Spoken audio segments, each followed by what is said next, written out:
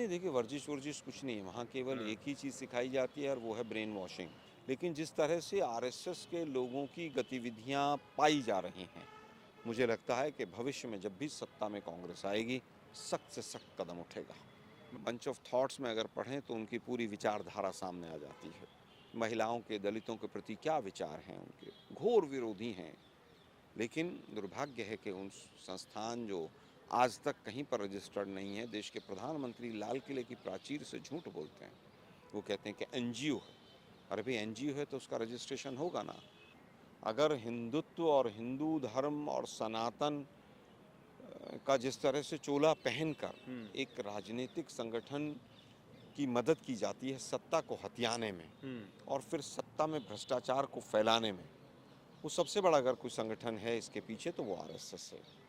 केरला का एक ऐसा युवक जो कि सोसाइटी की क्रीम है, सोसाइटी का एक वैल्यूएबल एसेट है, वो सुसाइड कर लेता है और अपने आखिरी इंस्टाग्राम पोस्ट में जो उन्होंने पहले शेड्यूल की थी वो लिखते हैं कि आरएसएस के कैंप्स में, आरएसएस की शाखाओं में उनके साथ सेक्सुअल अब्यूज़ किया जाता था, उन्हें फिजिकली अब्यूज़ किया जाता था और इसी कारण मैं आज सुसाइड कर रहा हूँ। और किसी को कोई फ़र्क नहीं पड़ता है। 24 घंटे बीत चुके हैं, किसी की कोई प्रतिक्रिया नहीं आई है, एफआईआर दर्ज हुई है तो उसमें आरएसएस का कोई नाम नहीं है।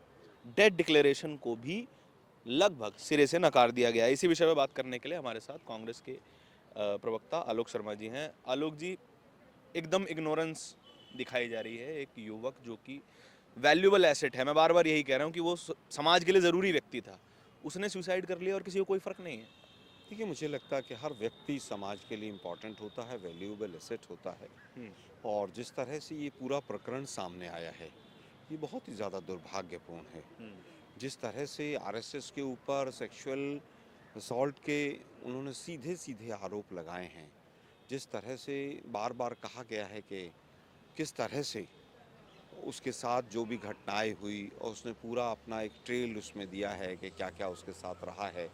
उसके बाद भी अगर पुलिस अधिकारी आरएसएस का नाम लेने से एफआईआर में डर रहे हैं, तो सबसे पहला तो बड़ा दुर्भाग्यपूर्ण ये बात है।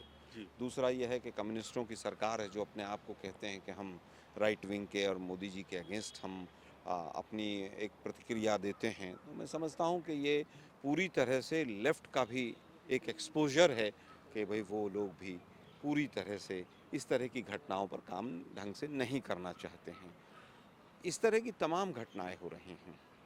चाहे वो सुसाइड के कारण अलग-अलग हों, लेकिन जो पिछड़े हैं, जो दलित हैं, जो बच्चे आईआईटी में रहे, चाहे वो रोहित वेमुला का केस हो, जॉब्स नहीं मिल रही हैं, स्ट्रेस लगातार बढ़ रहा है, स्ट्रेस हर तरह से बढ़ रहा है।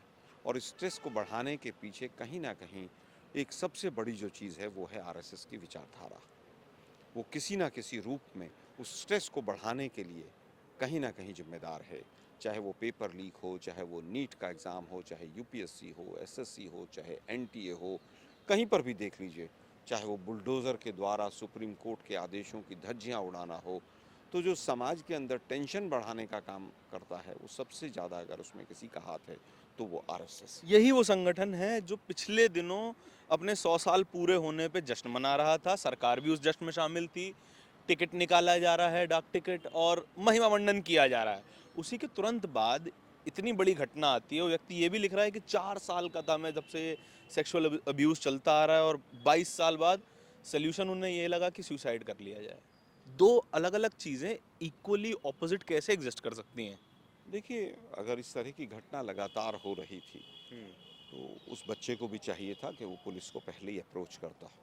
और मैं तो कहूँगा कि आरएसएस की शाखाओं में या कहीं भी, दोबारा रिपीट करता हूँ, आरएसएस की शाखाओं में या कहीं भी इस तरह की कोई घटना किसी के साथ हो रही है, तुरंत पुलिस के संज्ञान में लाना चाहिए। और ख़ास तौर पर जहाँ पर आरएसएस की शाखाएं हैं या आरएसएस के कैंप लगते हैं, वहाँ पर इस तरह की कोई चीज़ होती है तो तुरंत पुलिस की नोटिस में लाना चाहिए अगर कोई भी व्यक्ति इस चीज़ से पीड़ित है।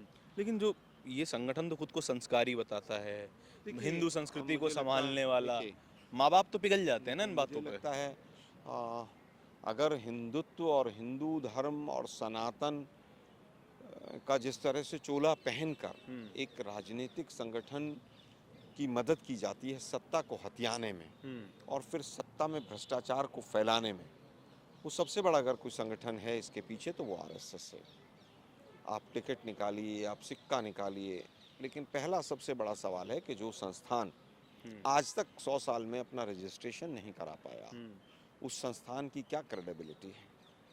जो संस्थान अंग्रेजों के समय से मुखबरी करता हुआ पाया गया, जिसने सरदार भगत सिंह, राजगुरु, तमाम लोगों की जो गतिविधियां थी उनके ऊपर तमाम सवाल उठाए, जिन्होंने सरदार पटेल के ऊपर सवाल उठाए, जिस विचारधारा ने बापू की हत्या की, पंडित नेहरू से तो उनका पुराना नाता है ही, वही आरएसएस है जिनके तमाम लोग बंच ऑफ थॉट्स में अगर पढ़ें तो उनकी पूरी विचारधारा सामने आ जाती है।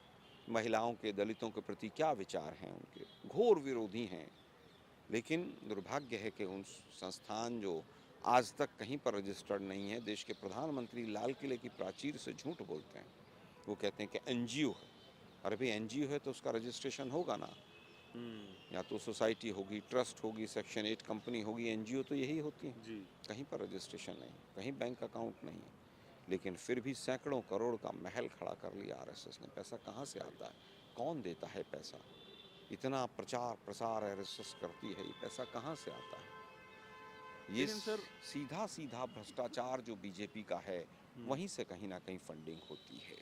मुख्य विपक्षी पार्टी होने के नाते कांग्रेस पे भी ये क्रिटिसिज्म है कि आरएसएस के तमाम क्वेश्चनेबल कामों के बावजूद जो सवाल आपने उठाए कि कोई क्या सेक्शन 8 कंपनी है, क्या कहीं पे भी रजिस्टर्ड है, आपके पास भी बहुत समय था, आपके पास भी बहुत समय था कि आरएसएस को एक्सपोज किया जाए और इस तरह की घटनाओं को रोका जाए, लेकिन आप नहीं कर पाए। क्या यहाँ पे एक फेलियर रहा कि लोगों के मन में आरएसएस की सही इमेज आप नहीं पहुँचा पाए?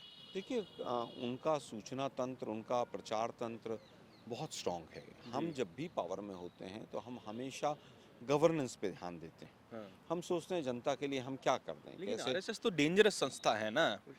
देखिए 3 बार 4 बार उसके ऊपर बैन लगा, जी, वो हमेशा कांग्रेस ने ही लगाया। जी। और पंडित नेहरू ने एक मौका दिया कि भाई आप आइए, मुख्य धारा में शामिल होइए। लेकिन जिस तरह से आरएसएस के लोगों की गतिविधियां पाई जा रही हैं, मुझे लगता है कि भविष्य में जब भी सत्ता में कांग्रेस आएगी, सख्त से सख्त कदम उठेगा।